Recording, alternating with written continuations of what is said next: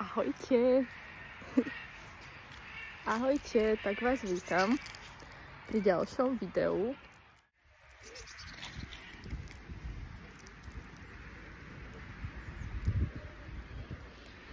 Aké to tu je pekné. Fakt, taký kľud, pohodička. A dnes ma napadlo hovoriť o prirodzenosti.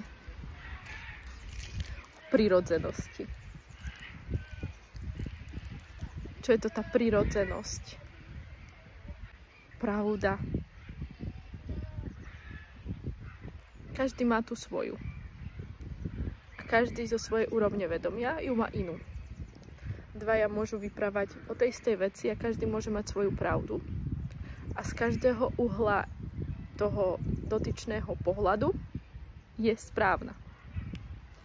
Takže nič není nesprávne, všetko je v poriadku, všetko je tak, ako má byť a naša prirodzenosť je tam, kde cítime to ladenie. Kde cítime to, že to srdce, toto je ono, toto je ono. To nás vedie stále viac a viac do tej prirodzenosti. Stále viac a viac. Keď si to dovolujeme, keď počujeme ten svoj vnútorný hlas, že teraz sem, teraz toto, spravím to, mysli to nedáva veľakrát zmysel. Ja to aj tak napriek tomu spravím. Potom sa začínajú diať zázraky. A ešte som si uvedomila takú vec, že ako si ideme tými dňami, aj keď si niečo prajeme, tak vlastne tam od srdca, hej, tak ono veľakrát, my sa vlastne na tú realitu ladíme, kde to vlastne už je vytvorené a proste darujeme si to sami sebe a uvedomujeme si, alebo ako to povedať, vieme, že tá realita je už vytvorená tam, kde je proste to naše prianie.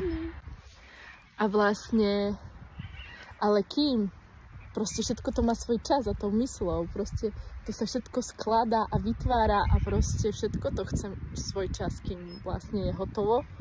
A to príde v úplnej ľahkosti, lebo môžeme to mať ako chceme.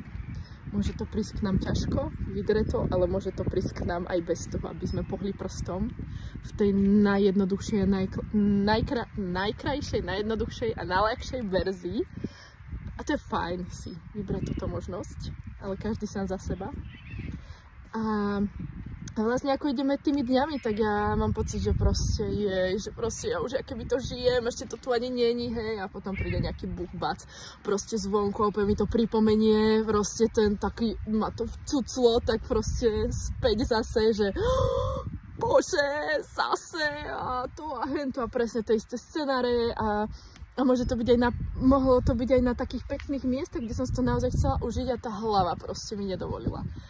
A keď som si vlastne povedala, že ale dobre, tak teraz proste tá vlna prechádza, proste dobre, tak sa tu teraz opustím a čo mám teraz robiť. A že dobre, tak to už možno bude stále a čo teraz mám robiť s tým. A keď som vlastne tomu nekládla odpor, tak proste spravím, že a zrazu proste keby to úplne zmizlo a užívala som si tu a teraz zase. Ale ako keby s tým tlakom, na ktorý som sa chytila zvonku, alebo nejakou situáciou, proste som to potrebovala nechať len prejsť. Nebrániť tomu, proste nechytať sa na to, iba to nechať prejsť, áno. Bola som proste úplne nervózna, smutná, neviem čo všetko a ešte aj mala mi hovorí, ja presne viem, ako sa cítiš, že cítiš sa blbo. A ja, že no, že hej, proste, tak teraz to mám tak. A za chvíľu to bolo preč. Takže nič není nesprávne, len proste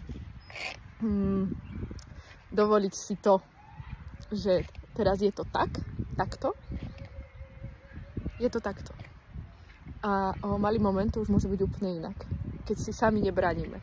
Keď si sami v tom nebránime tou myslou, hlavou, ktorá sa stále na to chytá. Stále dookola. A chce to riešiť dookola. Stále. Takže tak.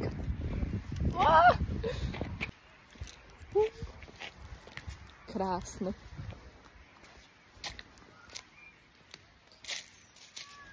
Že niekedy dokážeme byť aj na krásnych miestach a tá hlava nám nedovolí si to užiť. A potom proste zrazu si povieme, no dobre, tak si to tu neužijem a budem tu proste úplne protivná, odporná a zrazu a všetko je inak. Keď si dovolím byť aj taká. A to sa dostávam do tej prirodzenosti. To je tá prirodzenosť. Že byť niekedy aj taká, aj onaká, aj taká, aj hen taká. Lebo to je proste ten prúd života. Keď to necháme prejsť, tak sa to zmenšuje. Zrazu proste to len uvidím, aha, zase toto. Ešte musíme prežívať. Takže tak. Nasťo!